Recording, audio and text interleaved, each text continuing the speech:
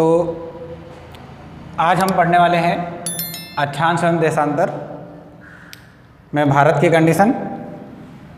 ध्यान रखेंगे जिसको अक्षांश एवं देशांतर के बारे में नहीं पता है वो मैंने एक वीडियो बना रखा है इसके ऊपर अक्षांश एवं देशांतर के बारे में।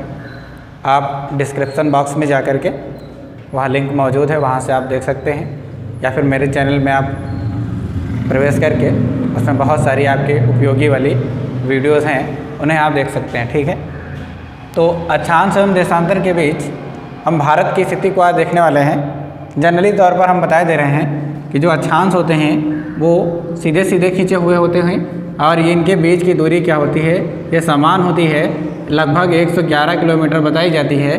साथ ही साथ ध्यान रखना है कि पृथ्वी पर जो अक्षांश हैं उनकी संख्या 179 है और जो देशांतर हैं उनकी संख्या 360 है। तो ठीक है, अक्षांश जो होंगी वो सीधी सीधी होंगी, ये ध्रुव से होकर नहीं जाएंगी, और जो देशांतर होंगी वे सभी के सभी ध्रुव से होकर ही जाएंगी और इनके बीच की दूरी कभी भी समान नहीं होगी। तो अक्षांश जो होंगी वो पूरब से पश्चिम की तरफ खींची होंगी, देशांतर जो होंगी वो उत्तर से दक्षिण की तरफ खींची हुई होंगी। ठीक है, अक्षांश को हम क्षैतिज रेखा भी बोलते हैं, देशांतर को ऊर्ध्वाधर रेखा कहते हैं। अब हम देखते हैं भारत की कंडीशन को। देखिए, सबसे पहले हम ये देखें कि जो भारत है वो भारत किस जगह पर है। तो ध्यान रखिएगा, यदि हम पृथ्वी को दो भागों में बांट दें, कितने भागों में? दो भागों में। अगर हम इस पृथ्वी को दो भागों में बांट देते हैं तो हमारे सामने दो गोलार्ध मौजूद हो जाएंगे। कितने गोलार्ध हो जाएंगे? दो। एक पहला होगा जो उत्तर की तरफ होगा जिसे हम कहेंगे उत्तरी गोलार्ध। ठीक है, एक गोलार्ध होगा दक्षिण की तरफ जिसे हम क्या बोलेंगे? हम बोलेंगे दक्षिणी गोलार्ध। अगर हम पृथ्वी को बीचों बीच से दो भागों में बराबर बराबर बांट देंगे तो हमारे सामने दो गोलार्ध मौजूद होंगे। एक गोलार्ध होगा उत्तरी गोलार्ध और दूसरा गोलार्ध होगा दक्षिणी गोलार्ध। अब हम देखते हैं कि भारत की एक्चुअल कंडीशन कहाँ है। तो ध्यान रखेंगे, ऊपर वाला उत्तरी गोलार्ध, नीचे वाला है दक्षिणी। लेकिन यदि हमने पृथ्वी को दो बराबर भागों में बांटा, जैसे एक सेकंड,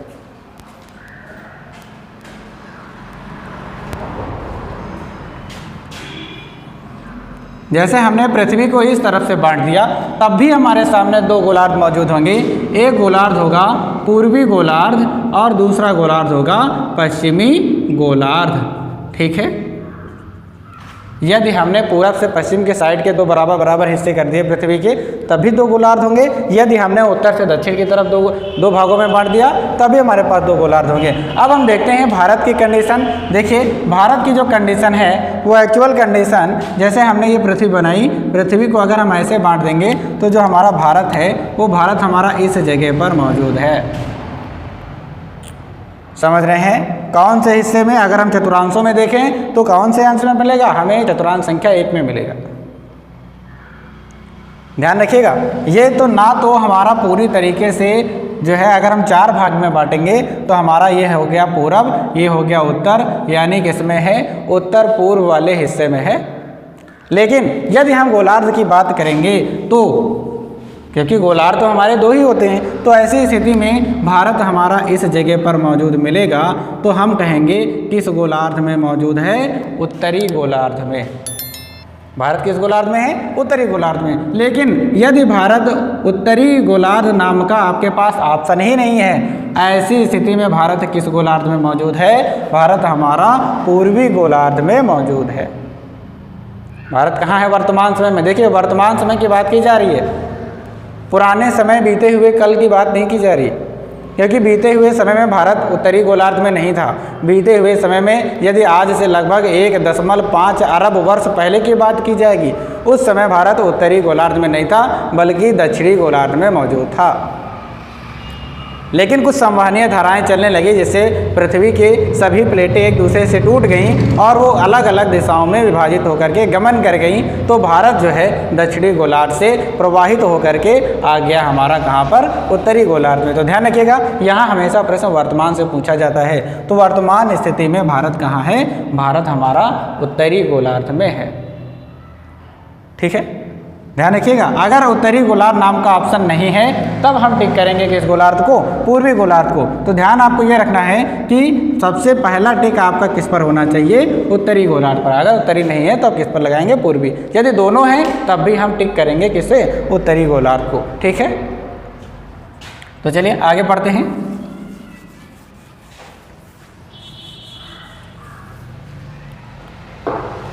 अब हमें यह समझ आ गया कि भारत किस गोलार्ध में है। ठीक है, हमने बताया था कि पृथ्वी पर बहुत सारी अक्षांश रेखाएं हैं, अर्थात पृथ्वी पर एक जाल बना हुआ है अक्षांश एवं देशांतरों का।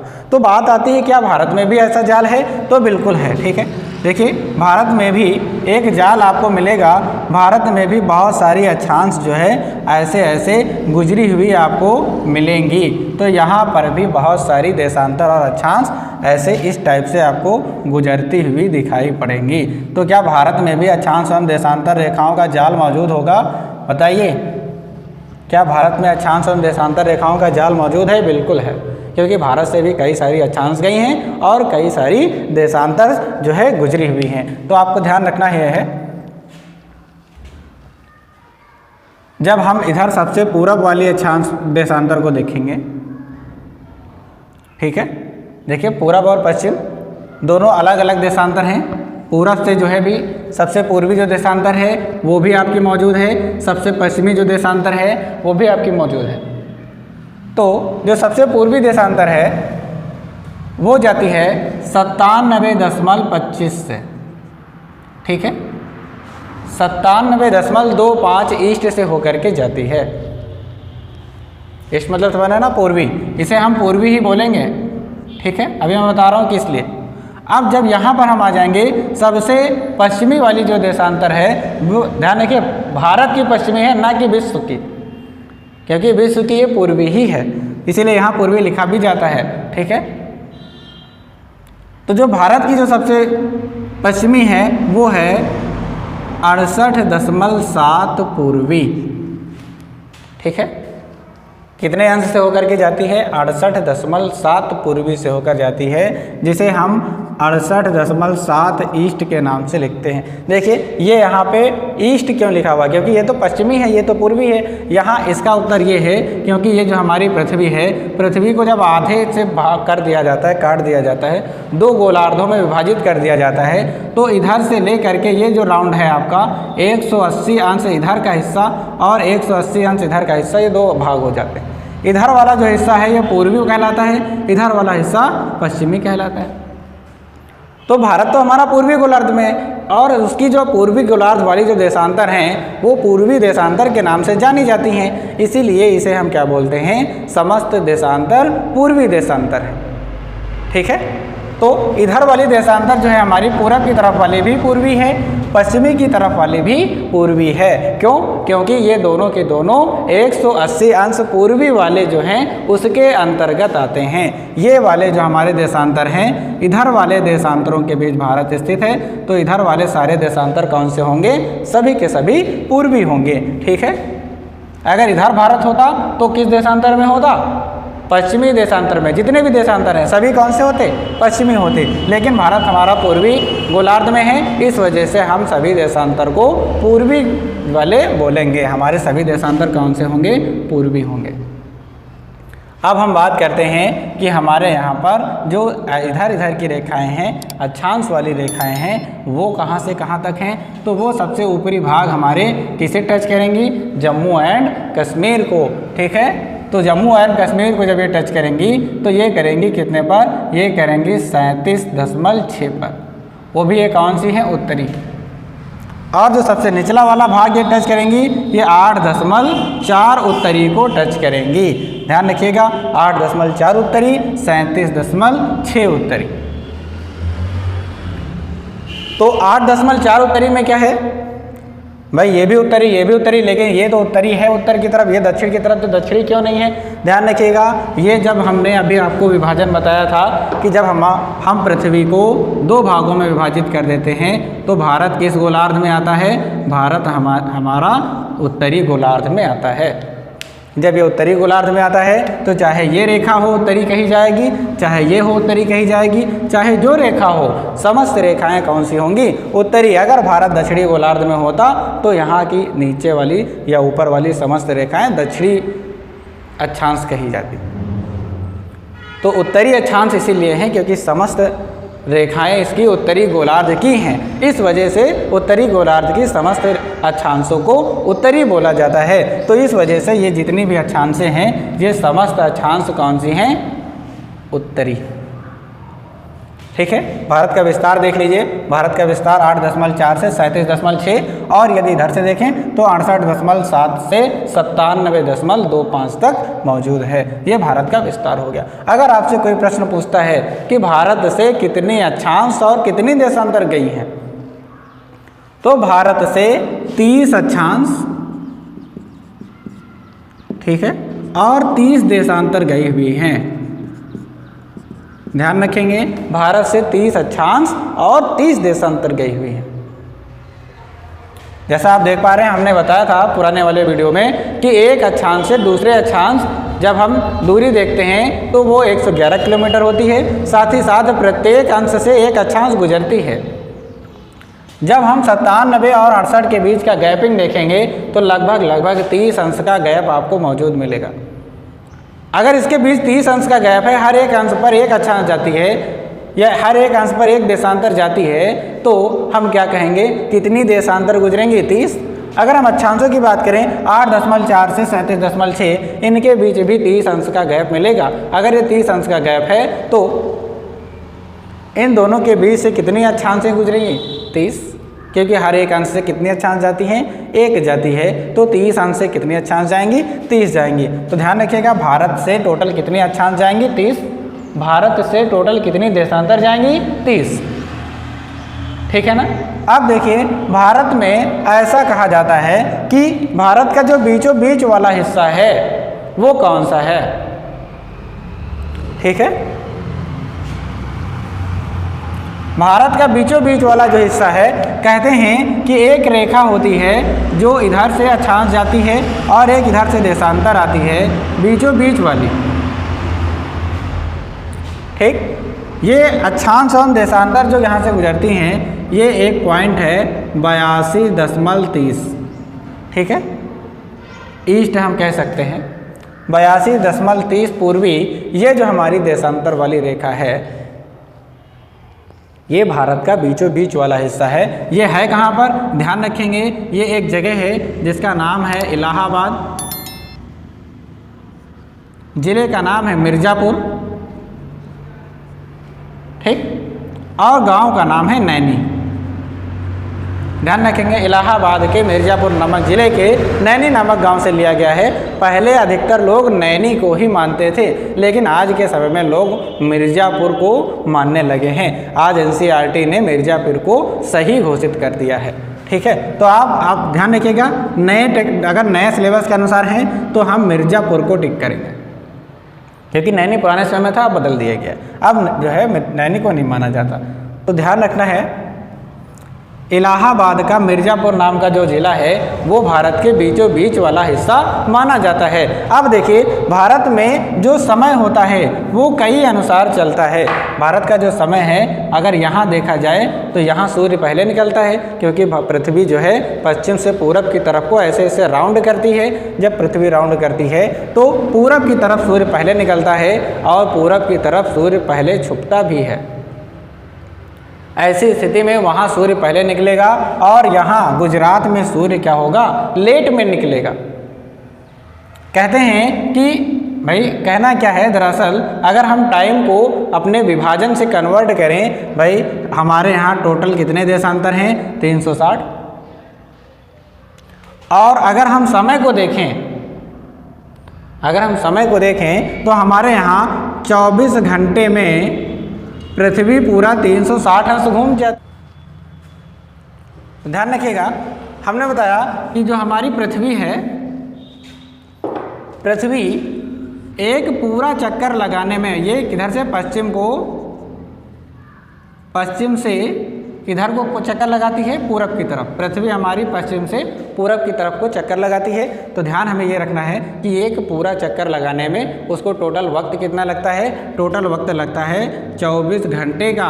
और 24 घंटे में यदि हम मिनट की काउंटिंग करें तो 24 गुणे 60 यानी 10, 6 चौको 24, 6 दूनी 12 और 2 14 यानी 1440 मिनट का समय लगता है। पृथ्वी को एक चक्कर लगाने में 1440 मिनट का चक्कर लगाता है। सूर्य अगर यहाँ पर जितने भी 8 बजे उगा है तो अगले 1440 मिनट बाद फिर से उगेगा, फिर से 1440 मिनट बाद फिर से उगेगा। ध्यान रखिएगा, पश्चिम से पूरब की तरफ चक्कर लगाता है, इसका मतलब पूरब में सूरज पहले उदय होगा, पश्चिम में सूरज बाद में उदय होगा। अब हम उसी चीज़ को यहाँ पर देखते हैं। यहाँ अगर 1440 में 360 अंश घूम जाता है यानी 360 देशांतर सूर्य का प्रकाश निकल जाने में 1440 मिनट का समय लेगा। ध्यान रखिए, 1440 मिनट में 360 देशांतरों को पार कर जाएगा सूर्य का प्रकाश। अब यहाँ अगर हम इसे डिवाइड कर दें, 1 0 से 1 0 काट दिया, हमने इसे क्या किया, हमने इसे 6 से डिवाइड कर दिया, 6 छंग 36, इसे 6 दूनी 12 और 6 चौको 24, 6 एकम 6, 6 चौको 24, टोटल कितना आया 4 मिनट। एक देशांतर को सूर्य का प्रकाश क्रॉस करने में 4 मिनट का समय लेगा। सूर्य का प्रकाश एक देशांतर पार करने के लिए 4 मिनट का समय लेगा। तो सोचिए, अगर एक देशांतर पार करने के लिए उसे 4 मिनट का समय लग रहा है, ऐसी स्थिति में यदि वह पृथ्वी में मौजूद 30 देशांतर के 30 को पार करने में कितना समय लेगा, यानी 30 देशांतर हैं, 30 को पार करने के लिए 4 गुणे 30 बराबर 120 मिनट, यानी टोटल मिनट उसको कितना लगेगा 120। यानी कि ध्यान रखिएगा, सूर्य के प्रकाश को पृथ्वी पर भारत में 30 देशांतरों को पार करने के लिए टोटल 120 मिनट लगेगा। 120 मिनट बराबर क्या होता है, 120 मिनट बराबर 2 घंटा होता है। अर्थात यहाँ से यहाँ के बीच की गैपिंग टोटल 30 देशांतर की है। यानी यहाँ सूर्य अगर 8 बजे निकलेगा तो यहाँ सूर्य कितने बजे निकलेगा, यहाँ सूर्य निकलेगा 10 बजे। क्यों? क्योंकि इसके बीच में 30 देशांतरों का गैप है। कितने देशांतरों का? 30 देशांतरों का गैप है और एक देशांतर को पार करने के लिए टोटल 4 मिनट का समय लग रहा है। तो सूरज अगर यहाँ पर 8 बजे निकलेगा तो यहाँ कितने बजे निकलेगा? 10 बजे। अगर यहाँ करवा चौथ का चांद 8 बजे दिखता है तो यहाँ वो चांद कितने बजे दिखाई पड़ेगा? 10 बजे दिखाई पड़ेगा, क्योंकि यहाँ और वहाँ के बीच में गैपिंग बहुत ज़्यादा है, 30 देशांतरों का गैप है। ध्यान रखिए, जितने ज़्यादा देशांतर का गैपिंग होगा उतना ही ज़्यादा सूरज का प्रकाश पहुँचने में समय लगाएगा, क्योंकि पृथ्वी राउंड किधर से कर रही है? पश्चिम से पूरब की तरफ। पूरब में पहले, पश्चिम में बाद में। जो घटना पूरब में घटित होगी वही घटना पश्चिम में घटित होगी, लेकिन कुछ समय बाद घटित होगी, तुरंत नहीं घटित होगी। ठीक है, सूर्य का प्रकाश यहाँ जब निकलेगा यहाँ 2 घंटे बाद निकलेगा, लेकिन समय पूरे भारत की घड़ियाँ एक जैसा ही दिखाएंगी। पूरे भारत की घड़ियाँ एक जैसा समय दिखाएंगी। यहाँ चाहे सूरज पहले निकले, यहाँ बाद में निकले, लेकिन समय घड़ी दोनों का एक ही होगा। जैसे ध्यान रखिएगा, क्यों? कारण यही है क्योंकि भारत का समय जो लिया गया है वो इलाहाबाद के मिर्ज़ापुर नामक ज़िले से लिया गया है, इसलिए दोनों जगह की घड़ियाँ एक जैसा समय बताएंगी। ना तो समय इनका लिया गया है अरुणाचल प्रदेश का, ना तो समय गुजरात का लिया गया, क्योंकि सबसे पूरब में अरुणाचल प्रदेश है, तो इस वजह से अरुणाचल प्रदेश की कोई नहीं सुनता। यहाँ पर सुनता है, मतलब कि वहाँ का जो समय है ना उसके अनुसार कार्य नहीं होता। यहाँ पर जो है भारत के पूरा भारत, चाहे अरुणाचल प्रदेश हो, चाहे मेघालय हो, चाहे नागालैंड हो, चाहे असम हो, चाहे तमिलनाडु हो, चाहे गुजरात हो, चाहे मध्य प्रदेश हो, चाहे राजस्थान हो, जितने भी हमारे प्रदेश हैं हर जगह की घड़ियाँ जो होंगी वो एक जैसा समय ही दिखाती हैं। दरअसल है क्या कि विश्व में कुछ ऐसे भी देश हैं जहाँ पर अलग अलग समय क्षेत्र चलते हैं। जैसे अमेरिका में माना जाता है 8 समय जोन है, 8 जगह का अलग अलग समय। बहुत सारे ऐसी जगह हैं जहाँ आपको कई समय मिलेंगे। लेकिन भारत में किसी भी प्रदेश में जाएंगे एक ही समय आपको मिलेगा। सूरज चाहे जितने टाइम लेट आता हो, चाहे जितनी जल्दी आता हो, लेकिन समय में कोई परिवर्तन नहीं मिलेगा, क्योंकि समय भारत का ना तो यहाँ से, ना तो यहाँ से, ना यहाँ से, ना यहाँ से, समय लिया गया है कहाँ से? इलाहाबाद के मिर्ज़ापुर नामक ज़िले से लिया गया है। इसलिए सभी जगह का समय कैसा होगा? एक जैसा होगा। समझ में आ रही बात? हर जगह का समय कैसा होगा? एक जैसा होगा। और ये जगह है कौन सी? ये जगह है इलाहाबाद का मिर्ज़ापुर, अक्षांश एवं देशांतर रेखाओं के बीचों बीच का हिस्सा। इसीलिए इसे लोग टाइम जोन के नाम से जानते हैं। ठीक है, किस नाम से जानते हैं? टाइम जोन के नाम से जानते हैं। समझ में आ रही बात? तो आज हमने क्या सीखा? हमने सीखा भारत से टोटल 30 देशांतर एवं 30 अक्षांश गुजरते हैं। अगर इन अक्षांश एवं देशांतरों के बीचों बीच का हिस्सा देखें तो वो हिस्सा हमारा इलाहाबाद के मिर्ज़ापुर नामक ज़िले से परिचित है, और साथ साथ में सबसे पूर्वी देशांतर हमारा 97.25 पूर्वी से होकर गुजरता है। सबसे पश्चिमी देशांतर हमारा 68.7 पूर्वी से होकर के गुजरता है, और हमारा सबसे उत्तरी अक्षांश 37.6 से होकर गुजरता है। सबसे दक्षिणी अक्षांश 8.4 उत्तरी से होकर गुजरता है। और संख्या टोटल 30 और 30। ठीक है, तो ध्यान रखिए, आज मैंने अक्षांश एवं देशांतरों को विस्तार से भारत की कंडीशन को समझाया है। जिससे कोई भी डाउट है, कोई भी प्रश्न है, तो वो कमेंट सेक्शन में मुझसे पूछ सकता है। अगले जो सेशन होगा उसमें उसका उत्तर उसे दिया जाएगा।